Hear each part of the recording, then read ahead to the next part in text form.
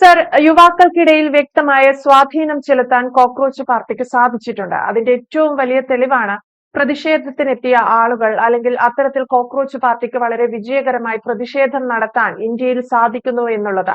പക്ഷേ cockroach party യഥാർത്ഥത്തിൽ മുന്നോട്ട് വയ്ക്കുന്ന ആശയം, ആ ആശയത്തെ നിലവിലെ സാഹചര്യത്തിൽ അല്ലെങ്കിൽ നിലവിൽ തങ്ങൾ അഭിമുഖീകരിക്കുന്ന തൊഴിലില്ലായ്മയിൽ മാത്രമാണ് യുവാക്കൾക്കിടയിൽ സ്വാധീനം ചെലുത്താൻ സാധിക്കുന്നത്.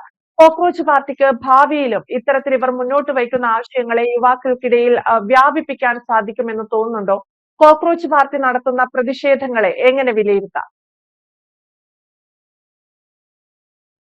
സത്യത്തിൽ ഈ കോക്രോച്ച് പാർട്ടി തുടങ്ങി വെച്ചപ്പോ എല്ലാവരും വളരെ ആശങ്കയോടെ അല്ലെങ്കിൽ അത്ഭുതത്തോടെ നോക്കിയിരുന്ന ഒരു സംഭവം തന്നെയാണ്. അവരെടുത്ത് മുന്നോട്ട് വെച്ച വിഷയങ്ങളൊക്കെ തന്നെ വളരെയധികം ജനകീയമായ വിഷയങ്ങൾ തന്നെയായിരുന്നു. പക്ഷെ ഇതിന് നേതൃത്വം കൊടുത്ത ഒരു വ്യക്തി എന്ന് പറയുന്ന അഭിജിത് ദീപ് കെ, അദ്ദേഹം അമേരിക്കയിലെ ഒരു സ്റ്റുഡന്റ് ആയിട്ട് അവിടെ പഠിക്കാൻ പോയ ഒരാളാണ്. അവിടെ അമേരിക്കൻ നിയമപ്രകാരം അവിടെ പഠിക്കുന്ന സമയത്ത് ഇത്തരത്തിലുള്ള പ്രതിഷേധ യോഗങ്ങളോ മറ്റോ നടത്താൻ പാടില്ല എന്നാണ്. ഇത് ഈ കോക്രോച്ച് പാർട്ടി ഉണ്ടാക്കിയതിന്റെ ഭാഗമായിട്ട് അദ്ദേഹത്തിനെ അവിടെ നിന്നും ഡീബാർ ചെയ്ത് പുറത്താക്കിയിട്ടാണ് അദ്ദേഹം ഇന്ത്യയിലേക്ക് പോന്നിരിക്കുന്നത്. പക്ഷെ അദ്ദേഹം ഇവിടെ വരുമ്പോൾ അദ്ദേഹം പ്രതീക്ഷിച്ച മാതിരി ഡൽഹി എയർപോർട്ടിൽ വന്ന് ഇറങ്ങുമ്പോൾ അദ്ദേഹത്തിനെ അറസ്റ്റ് ചെയ്ത് നീക്കുമെന്നൊക്കെ ഒരു പ്രതീക്ഷ അവർക്കുണ്ടായിരുന്നു. പക്ഷെ അങ്ങനെ ഒരു സംഭവമേ ഉണ്ടായില്ല. സാധാരണ ഒരു മനുഷ്യൻ വന്ന് ഇറങ്ങി വരുന്ന മാതിരി അദ്ദേഹം പുറത്തേക്ക് വന്നു. അങ്ങനെ ഈ പ്രതിഷേധത്തിന് സമ്മതം വാങ്ങണം ഡൽഹി പോലീസിന്റെ. അതിന് ഒരു ആപ്ലിക്കേഷനുമായി പോലീസ് സ്റ്റേഷനിൽ ചെല്ലുന്നു. അപ്പോ പോലീസുകാർ ചോദിക്കുന്നു, എത്ര പേരുടെ പ്രകടനമാണ് നിങ്ങൾ നടത്താൻ പോകുന്നത് എന്ന് ചോദിക്കുന്നു. അപ്പോ അവര് പറഞ്ഞു 10,000 ആളെന്നൊക്കെ പറഞ്ഞു. അപ്പൊ പോലീസ് ശരി നടത്തിക്കോളാൻ പറയുന്നു.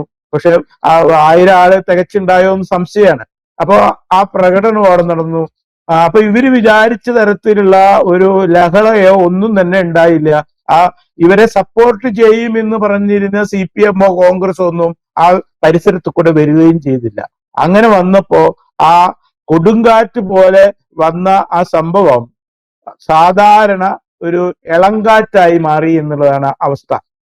ഇവിടെ ഒരു കാര്യം, നമ്മൾ ഈ കോക്രോച്ച് പാർട്ടി മുന്നോട്ട് വെക്കുന്ന ഈ പ്രശ്നങ്ങൾ സത്യത്തിൽ ആരാണ്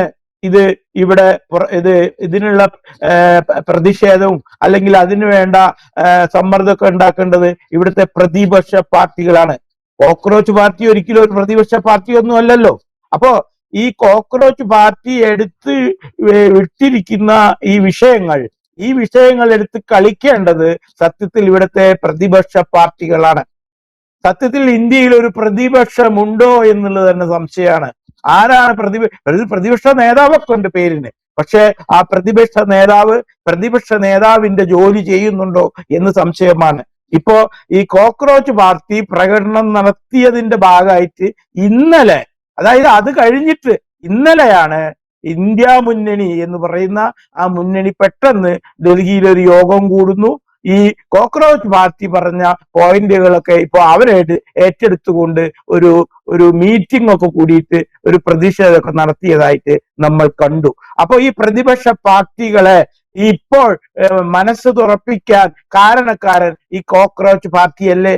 പണ്ട് നമുക്കറിയാം, ഈ AAP ആം ആദ്മി പാർട്ടിനെ സപ്പോർട്ട് ചെയ്തു ആരൊക്കെ? കോൺഗ്രസും CPM. അപ്പോ ആം ആദ്മി പാർട്ടി അങ്ങോട്ട് വലുതായി പോയി. ഡൽഹി അപ്പൊ തന്നെ കോൺഗ്രസിന്റെ കയ്യിൽ നിന്ന് പോയി. അപ്പോ ഈ പ്രാവശ്യം കോൺഗ്രസിന് പേടിയാ. അതുമാതിരിയായിട്ട് ഈ കോക്രോച്ച് പാർട്ടീനെ സപ്പോർട്ട് ചെയ്തിട്ട് അവരങ്ങോട്ട് വലുതായി. അവരുടെ ഭാഗത്ത് ഇപ്പൊ തന്നെ ചേർന്ന ആൾക്കാരൊക്കെ ഈ കോൺഗ്രസിലെയും CPM-ലേക്ക് ആൾക്കാർ തന്നെയാണ്. അപ്പൊ അതിന് കൂടുതൽ സപ്പോർട്ട് കൊടുത്താൽ ഈ പാർട്ടികളാണ് ഇവിടെ ഇല്ലാതാവുക.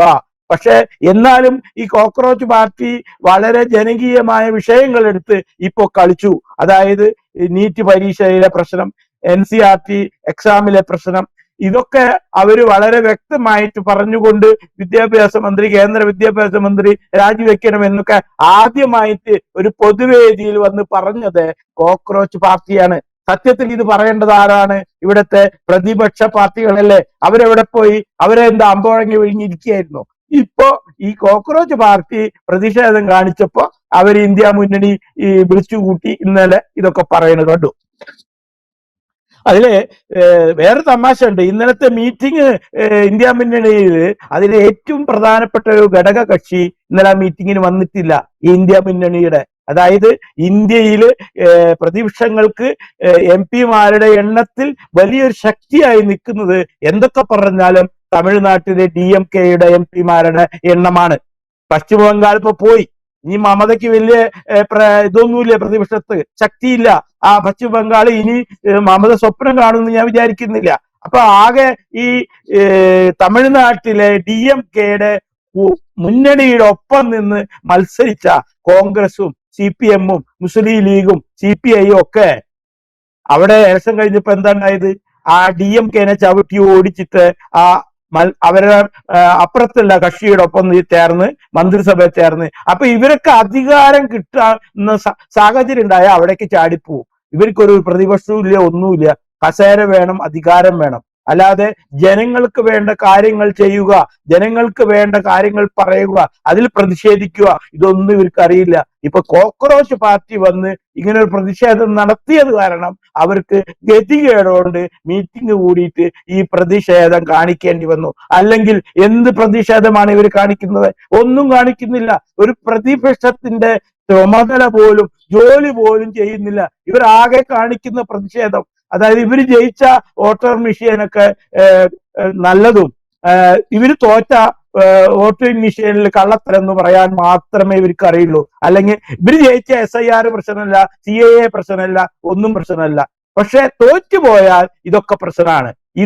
ഇത്ര മാത്രമേ ഇവിടുത്തെ പ്രതിപക്ഷ പാർട്ടികൾക്ക് അറിയുള്ളൂ. അല്ലാതെ ഒരു പ്രതിപക്ഷം എന്ന് പറഞ്ഞാൽ ഭരണപക്ഷം ചെയ്യുന്ന കാര്യങ്ങളിലെ തെറ്റുകൾ ചൂണ്ടിക്കാണിച്ച് അത് വിളിച്ചു പറഞ്ഞ് അവരെ തിരുത്തുവാനുള്ള ശക്തി ആർജിക്കുമ്പോഴാണ് ഒരു പ്രതിപക്ഷത്തിന്റെ ചുമതല, കടമ നിർവഹിക്കപ്പെടുന്നുള്ളൂ.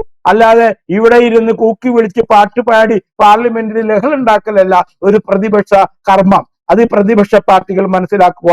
അല്ലാതെ അധികാരം കാണുന്നിടത്ത് കസേര കിട്ടിയാൽ ആ മുന്നണി തന്നെ പൊളിച്ചുകൊണ്ട് അതിൽ കയറി ഇരിക്കലല്ല ഒരു പ്രതിപക്ഷ പാർട്ടിയുടെ പണി എന്ന് ഇവിടുത്തെ പ്രതിപക്ഷ പാർട്ടികൾ ഓർക്കുക.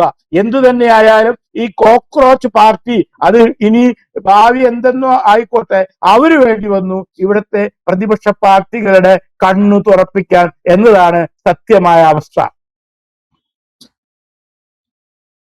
യെസ്, എന്തായാലും കോക്രോച്ച് പാർട്ടി ജനങ്ങൾക്കിടയിൽ വലിയ സ്വാധീനം ചെലുത്തുന്നുണ്ട്. പക്ഷേ അത്തരത്തിൽ കോക്രോച്ച് പാർട്ടിയുടെ സമീപനം രാജ്യ സുരക്ഷയ്ക്ക് തന്നെ ഭീഷണിയാണോ എന്നതാണ് കേന്ദ്ര സർക്കാർ പരിശോധിക്കുന്നത്. ഈ നിലയിലേക്ക് രാജ്യത്ത് വ്യാപകമായ ഒരു ആക്രമണം അല്ലെങ്കിൽ അത്തരത്തിലൊരു പ്രതിഷേധം നടത്തുക വഴി കോക്രോച്ച് പാർട്ടി ലക്ഷ്യമിടുന്നത് എന്താണ്? കേന്ദ്ര സർക്കാരിനെതിരായ നീക്കങ്ങളാണോ കോക്രോച്ച് പാർട്ടിയുടേത് എന്ന് സംശയിക്കപ്പെടുന്നു. ഒപ്പം അഭിജിത് ദീപ്കയ്ക്ക് ആം ആദ്മി പാർട്ടിയുമായുള്ള ബന്ധവും ഇതിനിടയിൽ ചർച്ചയായി വരുന്നുണ്ട്. എന്തായാലും AAP-യുടെ പാത പിന്തുടരാൻ കോക്രോച്ച് പാർട്ടി തയ്യാറാകുമോ എന്നതും വലിയൊരു ചോദ്യമാണ്. വ്യക്തമാണ്. Thank you sir. കൂടുതൽ വാർത്തകളും വിശേഷങ്ങളും നിങ്ങളിലേക്ക് എത്താൻ ABC മലയാളം സബ്സ്ക്രൈബ് ചെയ്യുക, ബെൽ ബട്ടണും അമർത്തുക.